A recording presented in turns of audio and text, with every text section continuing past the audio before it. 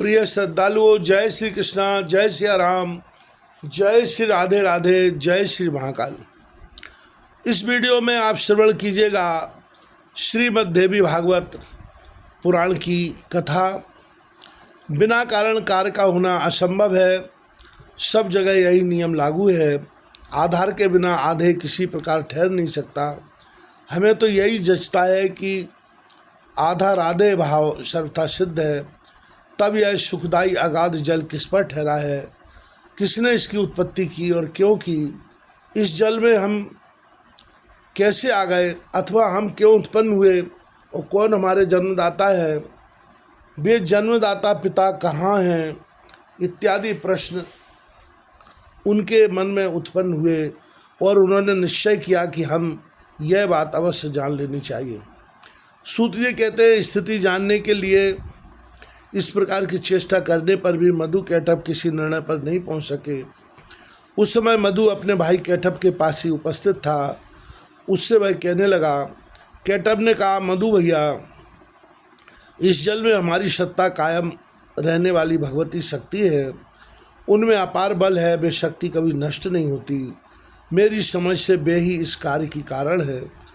उन्होंने इस विस्तृत जल की रचना की है और उन्हीं के आधार पर यह जल ठहरा भी है। वे ही परम आराध्या शक्ति हमारी उत्पत्ति में कारण है। इस प्रकार वास्तविक रहस्य जानने के लिए मधु और कैटभ का मन व्यस्त था। अभी बुद्धि किसी निर्णय तक न पहुंच सकी थी। इतने में ही आकाश में गूंजता हुआ सुंदर बाग बीज सुनाई पड़ा। सुनकर के वे दोनों उसका अभ्यास करने में तत्पर हो गए। तब उस बाग बीज की आकृति आकाश में इस प्रकार चमक उठी मानो बिजली कौंध रही हो। फिर तो उन्होंने विचार किया कि यही मंत्र है, जिसमें कुछ भी संदेह करने की बात नहीं है। ध्यान लगाया तो उसी सगुण मंत्र की झांकी उपलब्ध हुई। अब तो वे उसी मंत्र का ध्यान और जप करने में लग गए। अन्न जल छोड़ दिया, मन और इंद्रियों पर विजय प्राप्त कर ली। यूँ 1000 वर्ष तक उन्होंने बड़ी कठिन तपस्या की। फिर तो वह परम आराध्या शक्ति मधु और कैटभ पर प्रसन्न हो गई। उस समय वे निश्चित होकर तप कर रहे थे। उनकी स्थिति देखकर शक्ति का मन कृपा से ओतप्रोत हो गया। अतः आकाशवाणी होने लगी, दैत्यो, तुम्हारी तपस्या से मैं प्रसन्न हूँ। स्वेच्छानुसार वर मांगो, उसे मैं पूर्ण कर दूँ।